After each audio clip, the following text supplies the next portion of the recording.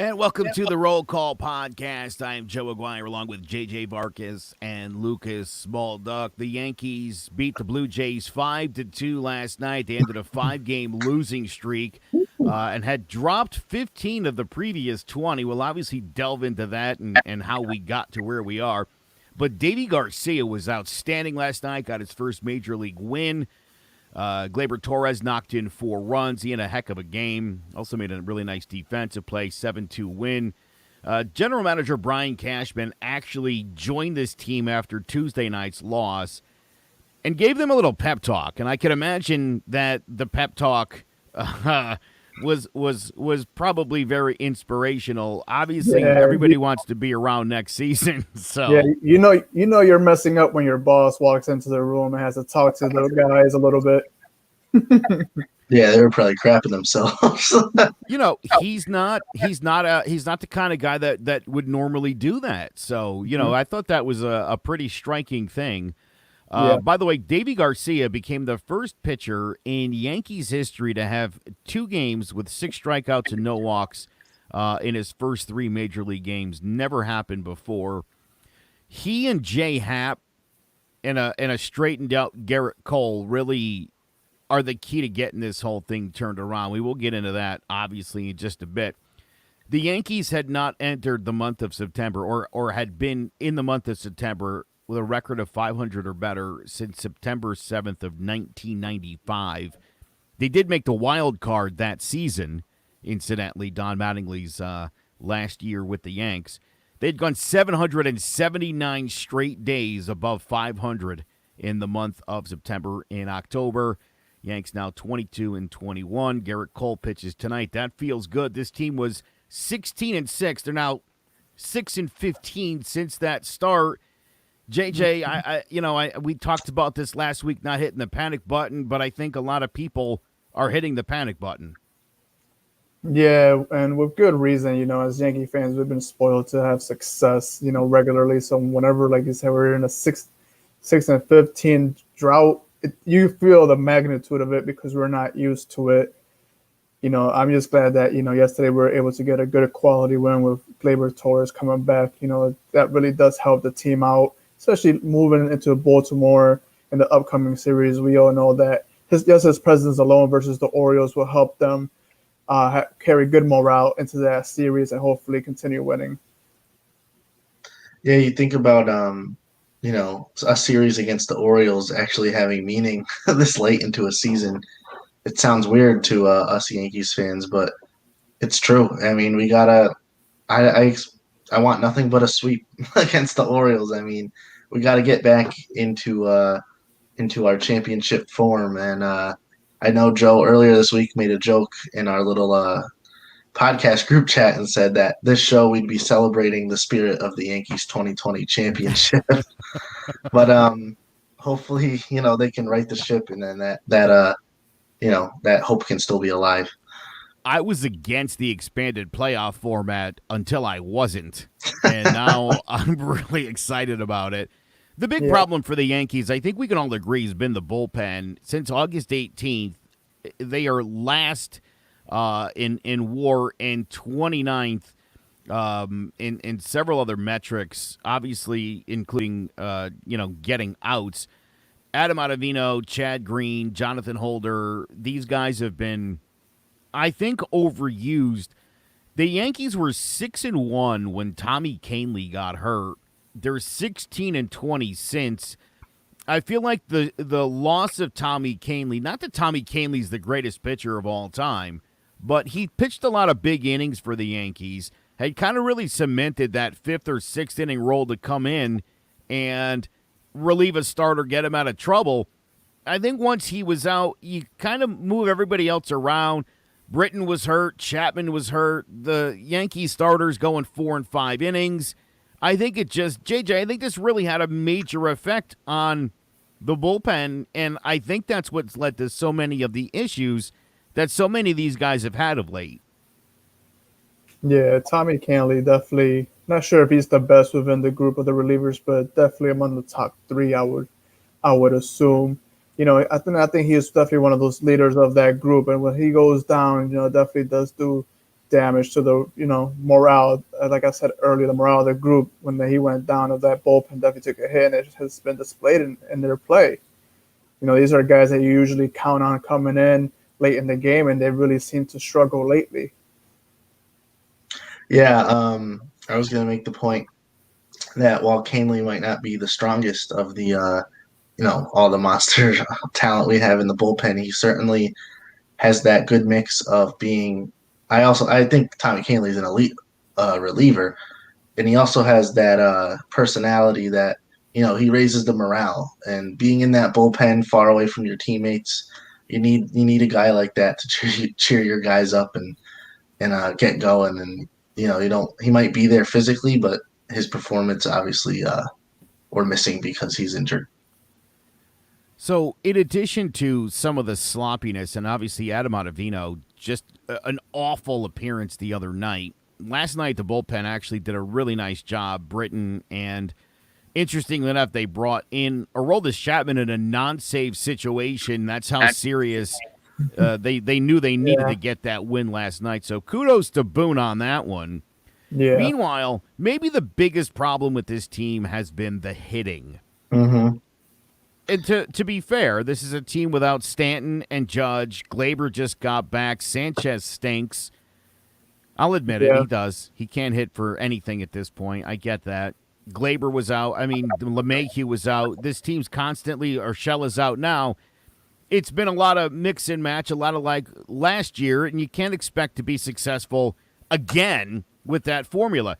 In their last 672 plate appearances, the Yankees are batting .205. That is 28th in baseball. A .304 on-base percentage. That's 25th. And a .354 slugging percentage. That's not what you expect from the Bronx Bombers. No, not at all. I'm sure you could get called up right now and have a better batting average than Gary Sanchez, Joe. I really do. Because the way this guy's been swinging and missing and stinking it up, I really think you can. And they need an X Factor guy, and I think you can make a lot of noise in that lineup, Joe. I feel like I could. I definitely do. At the expense of Gary Sanchez, because honestly, I think we're all big Gary fans here on the show. But seeing him struggle and being in that hitter's drought that he's in is really, really tough to watch. On top of that, he wasn't really fantastic on the field either. A couple of pass balls. Looks like. He looked at one point like he was getting better, and then you get another classic Gary Sanchez ball slips right by him moment that really puts the game in a situation it doesn't need to be in. I'm a Gary guy, but I'm really not liking him right now. Right, and you saw they benched him for a few games for 40-year-old Eric Kratz, and I think Eric Kratz is he's obviously not that fantastic of a baseball player, but seeing his relationship with Deivi Garcia, surely it definitely makes a difference when Deivi's on the mound, because Eric Kratz, he's been with our organization for I think 2 seasons now, so he's caught Deivi in the minor leagues for a couple of years now, and they have that kind of I think Deivi Garcia calls him his dad, and then Eric Kratz is like, it's great to go out there and catch my son in an MLB game. But on a more serious note, if you guys didn't see, Eric Kratz had a press conference the other night, and he kind of got choked up and emotional about seeing these young Hispanic kids come up through the minor leagues, and seeing them play in the majors is a big thing. So you'd like to see kind of that relationship with Gary and some other pitchers in the rotation, but Gary's so poor defensively and he's playing so poor offensively that it's hard to even get excited about Gary Sanchez right now as a Yankees fan. Yeah, I watched that, and I'll tell you, as a father, like Eric Kratz is, it kind of brought me to tears. And what he said towards the end of that was, like, it's the least I can do. I would want someone to do that for my own kids. And, look, at the end of the day, if you are a parent, that's really all you want. You try to teach your kids respect, and you hope other people will respect your kids. So to hear Eric Kratz talk, like that as a guy who, again, kind of an underachiever in his career, always been a steady ball player, a real professional, And, it's great to have a guy like that. I think he could be a good influence on Gary Sanchez as well. This guy's a professional baseball player, and I really do think his influence on the young guys, especially the young Hispanic guys on this team, with a guy like Gary, who himself is a relatively young Hispanic guy. So I like to see that, and especially now in this country, the way things are. I just thought that was that for me was the tearjerker of the week. Yeah, I think on a quick side note, I think something cool, because obviously Eric Kratz is 40 years old and he's a catcher, so he won't be around for much longer on the playing field.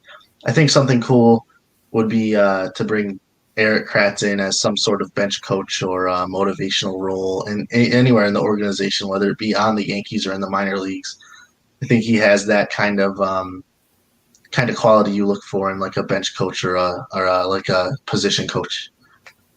Oh, yeah, no doubt. Now, I'll tell you what, speaking of the Yankees, I mentioned a minute ago this team really hasn't been hitting. Fastballs have been the Yankees' problem.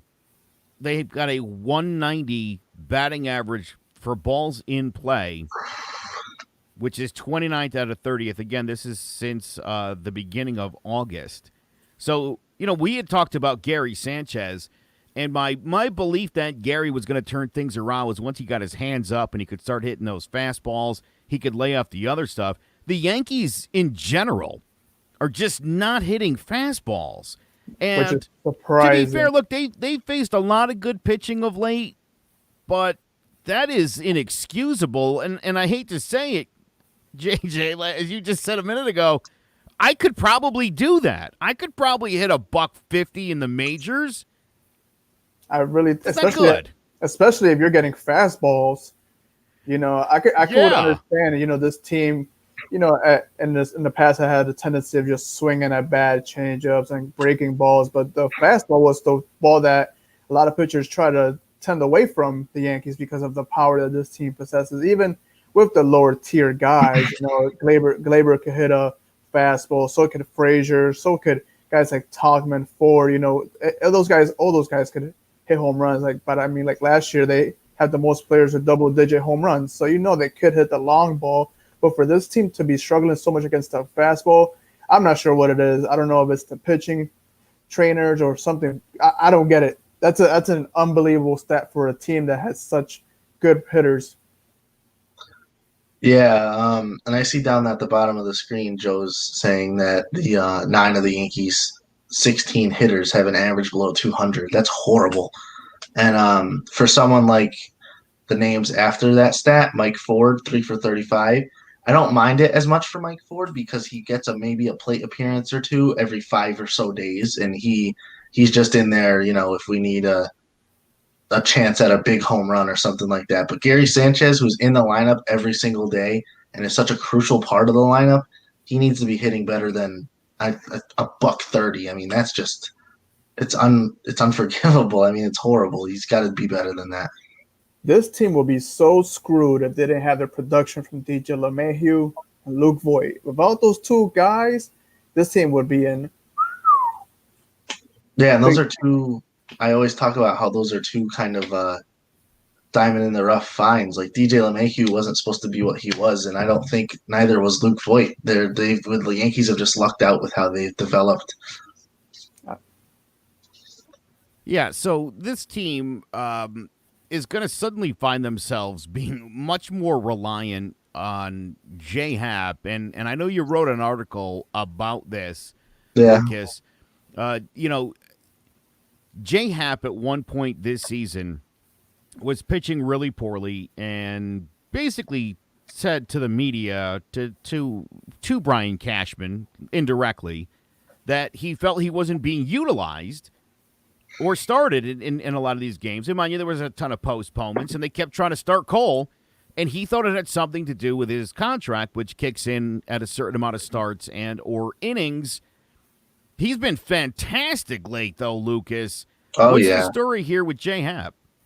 Well, I mean, if you're watching him, he seems to have a lot more command of the strike zone. And J-Happ's not one of those guys who will strike a lot of people out, although he did have 10 the other night in his last start. And unfortunately, I say he had 10 strikeouts. believe it or not, lost the game. So J Happ in his last, I think it was his last 4 starts, he started 6 games. He's pitching to 4.85, which is fantastic. And I also saw in August he pitched to a 2.81, which is even better. And I think even at 4.85, if the Yankees can tap into those bats and get them hot, J Happ can be a crucial part of this pitching rotation. I mean, he's pitching like he heard me say he doesn't deserve to play for the Yankees anymore. Like he listens to our show and heard all the bashing we gave him. But I'll give him credit. He certainly stepped up to the plate and delivered in these last 4 starts, and hopefully it continues into the playoffs. Absolutely. We're talking about a guy that was probably going to be the 4th or 5th guy in the rotation, and now he's a bigger piece than we ever thought he would be. Yeah, you're looking at if Paxton doesn't get his crap together. I mean, Paxton's not even healthy right now. J Happ can easily be that 3rd piece behind Garrett Cole and Masahiro Tanaka. Yeah. Again, right? Shocking to believe there were so many people who, and this always cracks me up, but so many people that were so concerned about the Yankees payroll after the Garrett Cole signing, and everybody was like, gotta get rid of J Happ, save that money. Yeah. As if we didn't learn a lesson last season about what happens when some guys get hurt. Right. I mean, and it's been more of the same, and it's got to be really frustrating. But boy, J Happ, man, if he can turn it around, I really do think you throw Masahiro Tanaka in. We all know how he does in the postseason. The Yankees would have a pretty formidable 4-man rotation if they can get this thing turned around. When you include obviously Deivi Garcia. I was very curious how Deivi would perform come playoff time, because he is so relatively young. The options are few, and he might actually have the opportunity to start in a playoff series. Well, right. He has been, according to Aaron Boone, Aaron Boone said this kid, and we've talked about this, JJ, with these young Hispanic guys who seem to come up at 20, 21, 22, and you think they've been doing it their entire lives. You don't see any sort of nervousness. Although when Clark Schmidt pitched the other night, maybe this is just a Yankee thing, he said the same thing. He was like, yeah, no butterflies. It was just like, I'm here. I better do my job. But get this. The Yankees have had 3 games this season where their starters go on 6 innings, struck out 10, and allowed 2 runs or less. Garrett Cole's done it twice. Happ did it the other night. Yankees are 0-3 in those games. Yeah. I mean, inexcusable. Like I was pointing out with J Happ in that 10 strikeout game, I had to say, believe it or not, they lost the game because the bats just aren't there. And another point I forgot to make on J Happ, sorry, I'm backtracking here, but his first 7 innings of work for the season, because that's 7 innings was what he got over his first 2 starts. He walked 8 batters. In his last 4 starts, which is 24.1 innings, he's only walked 5. So that's something that definitely has to continue is cutting down the walks, limiting the people on the base paths, because that's what hurts J Happ. By the way, the Yankees hit back-to-back home runs Tuesday night, Voit and Hicks. Mm-hmm. It was the third time that the Yankees had back-to-back hits over their previous 3 games. Woo. I mean, just literally putting 2 hits consecutively together has been an absolute grind for this team, inexplicably. I mean, just there's no rhyme or reason behind it, but here we are. So I guess we'll have to make the most of what's going on with the Yankees. Meanwhile, the other guy who's really been, I don't want to use the word disappointment. I don't think it's fair yet. But Garrett Cole has allowed a home run in 9 straight games to begin a season. The only other Yankee to do anything like that was Phil Hughes in 2012. He allowed a homer in 12 straight. Tim Leary, as a Yankee in his first season, had done 7. Tim Leary was terrible and not even close to the league that Garrett Cole is in. 13 home runs allowed, most in baseball. Not good. Garrett Cole's got to keep the ball in the ballpark. I'm not sure what's going on with him. It seems like, we knew this guy gave up home runs, but he's giving up home runs at a fast and furious pace, and where last year with Houston, these home runs seem to all be solo shots. He's given up multiple home runs in the same inning. He's given up 3-run homers. He's getting himself into trouble and then giving up the long ball. And that's not what the Yankees signed up for. Yeah, I think he's pressing. I think that he knows there's a lack of offensive production, so I think he's being super aggressive in the strike zone. Last week we were talking, and Lucas made a good point about how he's a fearless pitcher, how he's going to try to pound the strike zone because he knows he can, and he's confident in his ability in the batter-pitcher matchup. He knows he's going to win most times. But in this particular time, he's getting beat, and unfortunately, like you said, they're coming with multiple runs attached to those long balls, and it's costing the Yankees losses.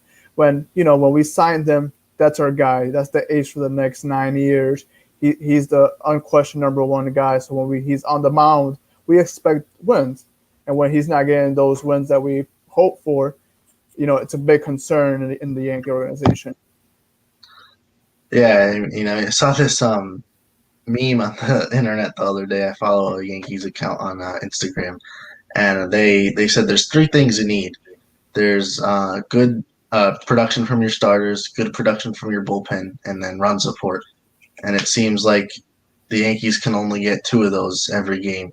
It's either the starter craps the bed and bullpen comes in and ruins it, even though the Yankees have been given a lot of support runs, or the pitcher starts so poor that it doesn't matter how many runs we score, they've already piled it up on us. So we need to get those 3 in check. Everyone needs to be on the same page. And we're the Yankees. I hate to say it's so bland like that, but we're the Yankees. We gotta start living up to the name. Yeah, what I don't like though, I hear these crazy fans that once things they just can't receive bad news. So I'm starting to hear, oh, Garrett Cole's overpaid. We should have gotten him. He's overrated. Listen, these fans are acting like he wasn't 4-0 to start the season. Guys go through bad stretches throughout the longevity of a baseball season. Even if it's 60 games, you're just gonna go cold. We all recognize that Garrett Cole is a top 3 pitcher right now, no matter how you slice it. He's just that guy. He's recognized at that talent. So, I think that all these Yankee fans just need to, step back and let him get back in the zone, because we all know that he will. Right. The Yankees, since August 9th, bullpen ERA 5.61. The starters at 3.46. That's the 5th best in the majors. 3 weeks ago, we were worried that the rotation was a big problem, and it just goes to show, and the same thing happened last year when the Yankees got to September, where the rotation suddenly took a horrible half of July, all of August, and turned it around and were outstanding down the stretch, and it obviously brought the Yankees to the American League Championship Series. Adam Ottavino is a big part of the reason why that ERA is so awful. He became one of 5 Yankees all time to allow 6 earned runs or more in an inning without getting it out, joining Jonathan Holder a couple years ago, Steve Howe, who I believe was all coked out at that point, Bob Kameyer, and Catfish Hunter. So at least one decent name on that list if you're Adam Ottavino. His ERA now a 7.82. He's the 5th Yankees pitcher since earned runs became official in the American League back in 1913 to allow 6 or more runs in an inning without getting it out. No, I will say I love Adam Ottavino. I'm a big fan of that guy, but boy, when he's off, he is one of the worst pitchers in baseball. When he's on, he's unhittable. Right. Yeah, I'm a big Ottavino fan too, and to see him struggle really hurts, because when he's on point, I think he's one of the most entertaining pitchers to see, because he really does throw some nasty stuff. His breaking balls are really in a league of their own when he's on fire. But like Joe mentioned, when he's off, he gets smacked around, and it's not pretty to watch. No. It's definitely not. Ottavino was one of my favorite signings when we brought him over last offseason with his former buddy DJ. But yeah, he's definitely got to stay on, because when he's off, like Joe said, he is awful. Yeah, well, speaking of awful, we'll get to Gary Sanchez in a minute. I promise. Who's not? Yeah. John Sterling. Yeah.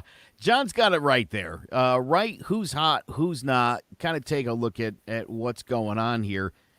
DJ LeMahieu is hot. DJ LeMahieu, although the average is, I think, around 350 as of right now. When he came off the IL, he was still hitting over 400. I don't think anybody expected that was going to continue for any serious length of time. But this guy is the table setter. He's been that for the Yankees for the last 2 years. The Yankees, I think, go as far as DJ LeMahieu goes.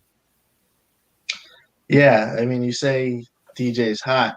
The bigger story would be if DJ wasn't hot. I mean, you just always expect this guy to have a batting average above 300, and he just is so consistent. He doesn't try to swing for the fences, even though he had a career high in home runs last season. He never tried too hard to hit a home run. He always knew the situation. He's like John Sterling always says, he's a professional hitter, and you think about that and you're like, well, isn't everyone a professional hitter? No, DJ LeMahieu is a special kind of hitter, and he just knows what to swing at, what type of swing to do. I mean, the dude just amazes me, and that's why they call him the machine. Just cranks out hits like it's nothing. Let's go over to the not category. Gary Sanchez, who has 8 home runs at Camden Yards since 2019. The 2019 season started. That's the most of any visiting player at Camden Yards. Gleyber Torres a close second with 7. Gary has 13 hits this season. 7 are home runs, but he's hitting a .130. Can't seem to get out of his own way. I talked about the struggles with the fastball now. He got benched. The Yankees are obviously concerned enough at this point with Gary Sanchez that they've obviously gotten a little bit, I guess desperate is the word, but my thought was, rather than sit him, wouldn't it make more sense to let him DH a little bit and not have to worry about both sides of his game? Yeah, I feel like taking the stress off of fielding for him would let him focus more on just making contact with the ball and seeing the ball better. And he's a catcher. He knows pitches better than anyone else in that lineup. So I feel like if he had that time, Joe, as a DH to just focus on the hitting, the average would climb. But I don't know why they're not doing that. I mean, obviously that's not our decision as fans to make, but we can certainly suggest it. I think that's a good idea. Yeah, I agree. He needs to improve all around because he's really an eyesore right now for Yankee fans. And, I think he has a big fan base within the fan base, but he's struggling right now. And they need a replacement. Oh, wow. That's hurtful. Back into the we're not in this for people's feelings, Joe. No, I guess we're not. We're analyze and criticize. If we cared about feelings, we'd all want Miguel Andujar to have his job back, which he temporarily will be getting a chance to do with Urshela out. He had his first home run since September of 2018. Also, is the third fastest to 50 doubles in his career, trailing just Bob Usual and Joe DiMaggio. I love Miguel Andujar because it seems like every time Miguel Andujar gets a double or hits a home run, they're going to mention some Yankee great, and I just really love that. I really want this kid to be successful. He really started the season off struggling, kind of a man with no job, had a year off. I mean, I think Miguel Andujar, for a young guy, came into a really tough situation, and it's nice to see him starting to get some wood on the ball. I agree. When this kid came out, he was definitely projected to have a high ceiling before the injury. And then Gleyber Torres emerged as he stayed healthy and became the young star that, we thought he would be. And Miguel Andujar will be the counterpart. Them two were supposed to come up together, and it's just taken Miguel a little longer. But, you still see the sparkle coming out this kid. We know that he can make a big impact if he's in the lineup. Yeah, you're right. I mean, it was great to see him hit that home run the other night. But that's something you kind of wish he's been doing all season. And obviously, it was unfortunate he got injured so early last year. But like we always say, it opened up the door for Gio Urshela, something that could have never happened for the Yankees. And I don't think he's a great outfielder. I don't think putting him in left field is the answer. So you're right, Joe. He's kind of a man without a job, but that's what he's going to have to do. He's going to have to step in times of injuries and prove himself and prove his worth. You should try it at catcher. You never know. Imagine. How great would that be? You never know how good you are at something until you try it. Maybe Gary Sanchez will be a hell of a third baseman. Imagine that. I don't think that would be the case, though. We'll do one more who's not hot. Although Adam Ottavino could have certainly made this list, but I figured he got his brains bashed in enough at this point. Mike Ford stinks. Mike Ford is what I always thought Mike Ford was. He was really good last year, admittedly, but this guy doesn't belong in Major League Baseball. He's not a professional hitter. He's posted a line right now of 145, 231, 290. That is awful. That should get you sent to the alternate site. I don't even know why he's still on this team. This guy's basically been useless. That's a sorry line for a sorry player at the moment. Send him out. Send him out. I don't want him. I don't want him. You got to figure there's maybe like a better option or even something we could just try from the alternate site down in Pennsylvania. Like at this point, why are you keeping a guy who's not an everyday player on your major league team who's playing that poor? It just doesn't make sense. Another guy to replace. Another guy. What number jersey do you want, Joe? Because we got 2 spots for you. You can pick 74 or 24. Anybody who's listening to this for the first time should know JJ never says that. JJ usually laughs at me about any thought about me playing in the major leagues, but that's how bad things have gotten where JJ's literally getting on board with that. It's a necessity, so we need solutions. Yeah. It's been rough. Meanwhile, on the IL, we talked about Gio Urshela a couple of times. He's on the 10-day along with Jonathan Loaizaga, which, again, I think is going to have a major impact on this Yankees bullpen. He'd been pitching some really quality innings. Loaizaga, I think, will be all right. It seems like not necessarily an injury, but more of they called it a medical issue. And that was really all they had to say about that. Meanwhile, Judge and Stanton have both resumed baseball activities. But not by baseball activities, they don't mean playing in games, which you would think is what that was. I never understood that term, guys. Yeah, me neither. He's resumed baseball activities. Yeah, like which ones? Putting a glove on his hand? You know what it's like? You know, like when in fantasy football, it's like, oh, your player is questionable and has the Q. And you're like, what does that really mean? Can they play? Can they not play? Baseball activities is the same thing. Like you're going to say, can he put on a baseball glove? Did he put on his cleats one at a time? Did he run around? Like, what does that mean exactly? Right. Was he playing toss with his 10-year-old son, or was he taking fastballs from Garrett Cole in the batter's box? Does anybody remember last year when Jacoby Ellsbury resumed baseball activities? Do you guys remember that? How'd that turn out? That's Joe, like the most nonsensical term in baseball. I thought we were going to go all 2020 without talking about Jacoby Ellsbury, and you had to bring him up. You know I can't help it. I'll never let that guy. I'll never let that go. I really won't. That made me so mad. I thought for sure, like, I didn't expect him to be a superstar, but, I mean, to be such... To be garbage like that and then to just not play at all. Wait for this. I got something to show you guys. Okay, talk about easy money, though. You know, a guy that really did the least for the Yankees and really profited off the success of. Oh no! Oh, he's the one.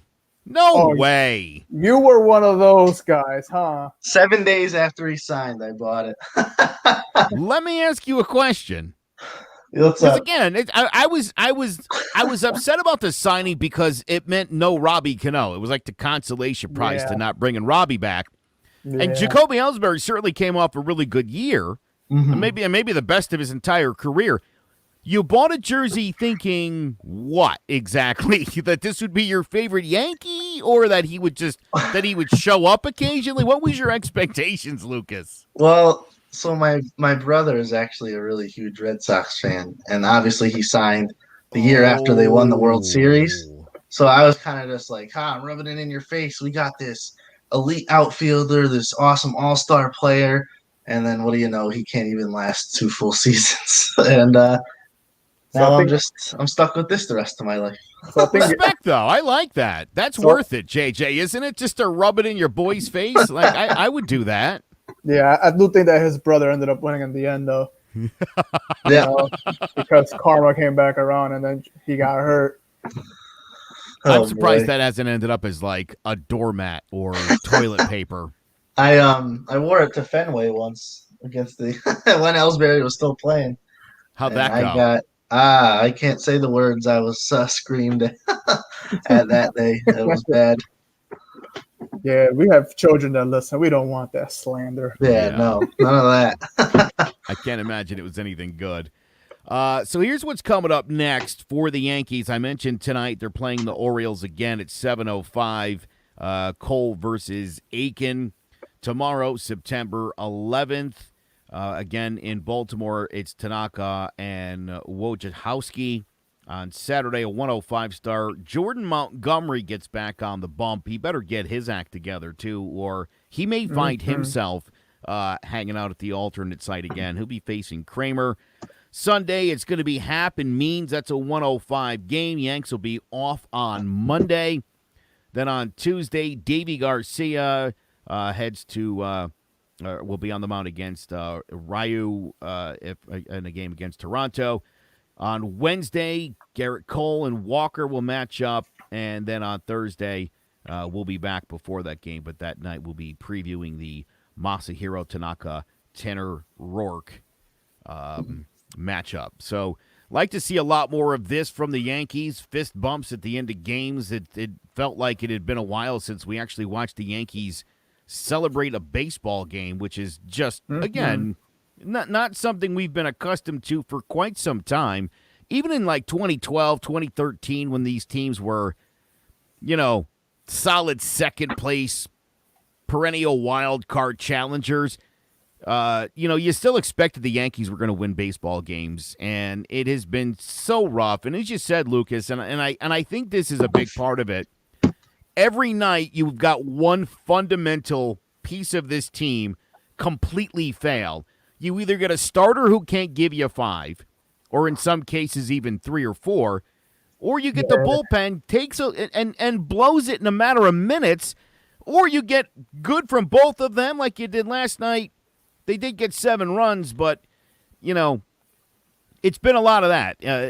For the Yankees to put up 7 runs, you're just suddenly excited. This team was averaging nearly 6 runs a game, and they're averaging over the last 2 months about 3.1, which is like what you would expect from the Cincinnati Reds. And that's something else I wanted to touch on, speaking of starters going 3 or 4 innings. Something I liked to see last night from Deivi Garcia was he went 7. So that's something you don't see too often from Yankee starters these days. I'd like to see a lot more of that out of not just Deivi himself, but guys like Happ, Cole. I mean, Cole does go 7 a lot. But like guys like Paxton, Montgomery, for them not to just last 4 or 5 innings, get to 7, pitch 7 innings and let that bullpen get like rest and only have 2 relievers come in. Maybe that's another reason our bullpen sucks so bad is because the starters are out of the game in the 4th inning and they're just coming in pitching their asses off, and it's just not. This doesn't look good. Tell them, Lucas, earn that paycheck, starters. Well, listen. I think that was the case as of about 2 weeks ago. I think that was still pretty much the problem. But I think now you've seen Happ go 7. You've seen Cole throw 7. You've got Deivi throwing 7. Masahiro Tanaka has got to step it up. It looks like Paxton will be back before the season is over. Jordan Montgomery, it's sit or get off the pot, so to speak. I didn't use the actual term. But he's either going to step up and pitch, or he's not even going to be in consideration come 2021 as they put this rotation together, a rotation that will have Luis Severino joined them probably around May or June. So Right. this is important for a lot of people. I think Masahiro Tanaka, too, a guy who's entering a free agent season, as is James Paxton. If these guys want to stick around in New York, and at this point, I say Tanaka's probably got the upper hand on getting re-signed by the Yankees. Yeah, I'd agree. And, you say stay in New York, you don't mean go over to Queens and be with the Mets, because you see how that's working out for Dellin Betances. So still a little salty about that. Yeah, I would definitely say Tanaka has the advantage. Not only is he New York homegrown, but he's definitely the better of the two pitchers, even both in their prime. Yeah, especially in the playoffs. I mean, Tanaka's 1.78 ERA career in the playoffs, that's immaculate. Yeah. Well, let's hope for more Yankee wins here coming up over the next couple weeks, because my goodness gracious, this has been absolutely frustrating. Make sure you visit us at clovercrestmedia.com/The Roll Call Podcast. You can also check us out on Facebook at The Roll Call Podcast. There you can check out JJ's article about J-Hap. You can also follow us on Twitter at The Roll Call Show and on Instagram at The Roll Call Podcast. I know that's a site that Amber Sabathia likes. I'm not sure why you're not as cool as she is, but if you want to, join us. Love to have you there. We always share a lot of really cool stuff. JJ, I know he's going to be working on an article. What are you working on? Do you have an idea yet what's going on? I'm going to analyze tonight's game and see what I get out of it. All right. Nice. I think I'm going to do a major breakdown on Garrett Cole. I think I'm going to do one of my baseball reference dives where I figure out where he's going wrong, what pitches are doing it in for him. You know how freaky I am when it comes to baseballreference.com. Yeah. That's where I can make an argument for anybody and anything. Well, the last time we broke down a pitcher, when Lucas broke down J-Hap, it really fixed them up. So if he knows he's under the George wire watch, then maybe he'll fix it up as well. Well, we'll definitely have to do that then. For JJ Vargas and Lucas Baldock, I am Joe McGuire. Thanks so much for checking out this week's Roll Call Podcast.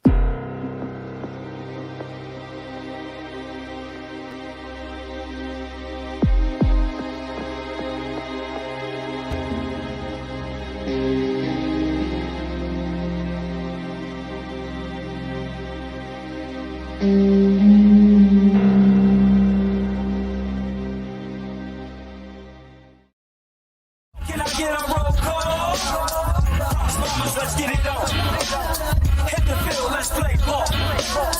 Go home, we stand tall. Oh yeah, we back. Oh yeah, we back. 2020 division, Yanks back on the train track. Had to let the chances go, but we welcome it, Garrett Cole. Judge back with the gavel, bringing Giancarlo up on these corners. Look at the information they gonna K-back awesome. Boy in the shelter, they on the corners with Torres and LeManuel. Sanchez don't play too. Severino in rotation, packs the throwing cage too. Fully loaded, we got the air leads wide open. One game at a time, we stay focused. Bronx Bombers on a mission.